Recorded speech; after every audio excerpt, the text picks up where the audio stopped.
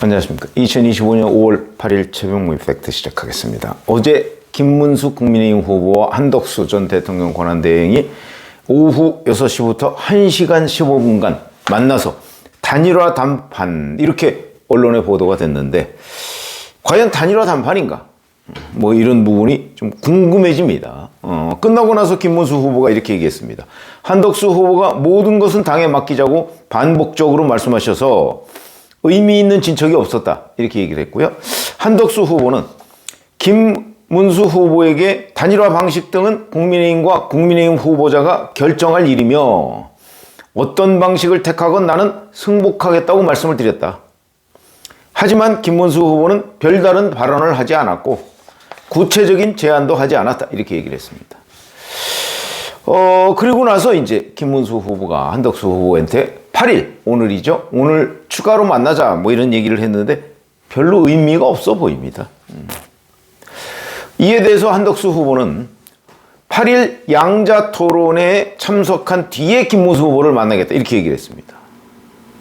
이미 한덕수 후보는 만약에 김문수 후보와 단일화가 되지 않으면 11일 후보 등록 때까지 후보 등록을 하지 않겠다, 이렇게 선언을 한 적이 있습니다.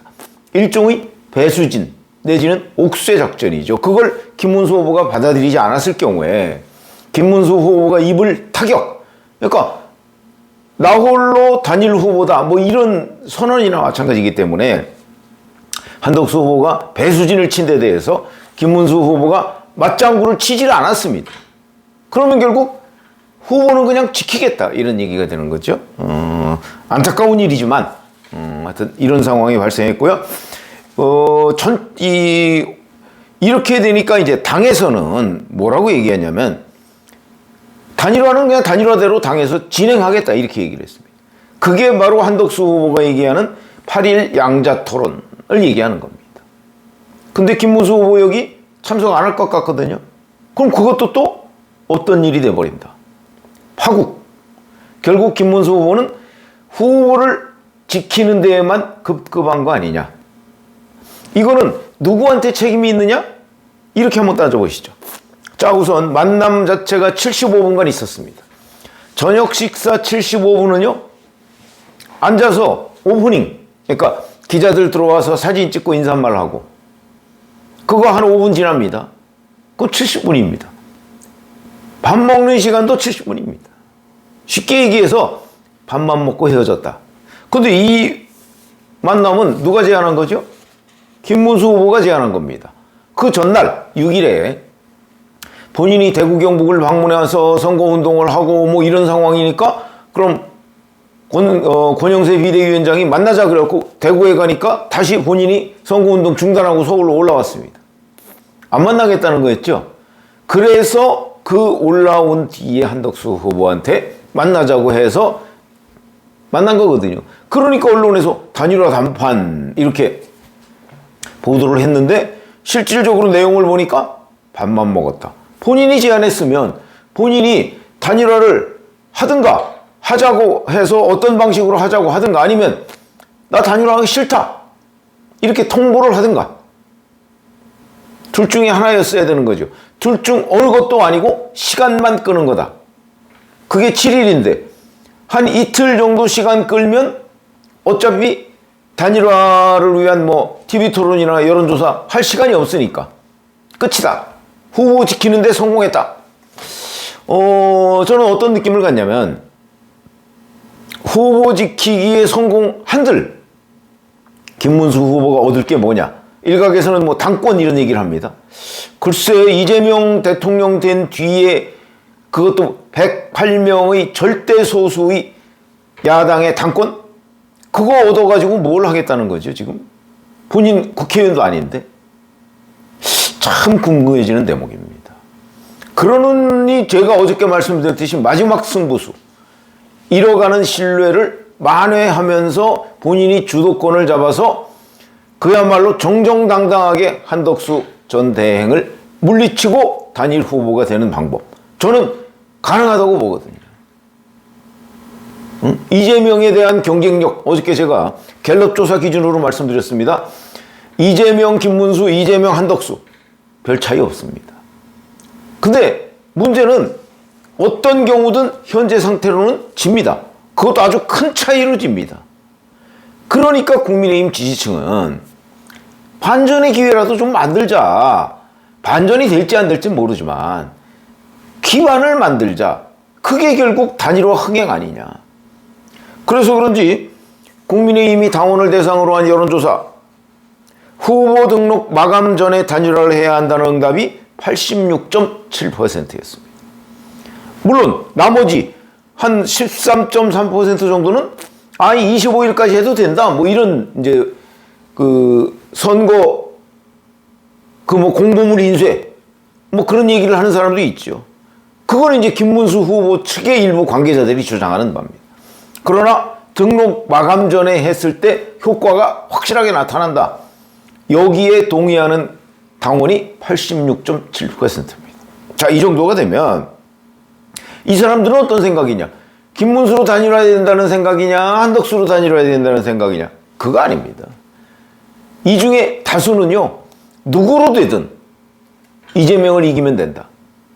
이런 거거든요. 근데 이재명을 현재로서는 이길 수 있는 방법이 없다. 그러니까 이길 수 있는 방법은 뭔가 국민의힘의 이벤트를 좀 만들어서 그걸로 인해서 컨벤션 효과를 누리면 조금 낫지 않을까. 이런 정도의 생각입니다. 그렇지 않으면 그대로 지는데. 지금 여론조사 안 믿는 분들 뭐 많이 계시지만 제가 늘 말씀드립니다. 여론조사는 과학이다. 그리고 제가 이번으로 대선을 기자로서 치르는 게 9번째입니다. 근데 늘 여론조사에 대해서 믿지 못하겠다는 쪽이 먼저 그 얘기를 하는 쪽이 졌습니다. 단 한 번의 예외도 없습니다. 지난 총선 마찬가지였죠. 지난 총선 때도 여론조사 불리하게 나오니까 계속해서 여론조사 믿지 못하겠다고 국민의힘에서 얘기하지 않았습니까? 결과가 어땠습니까?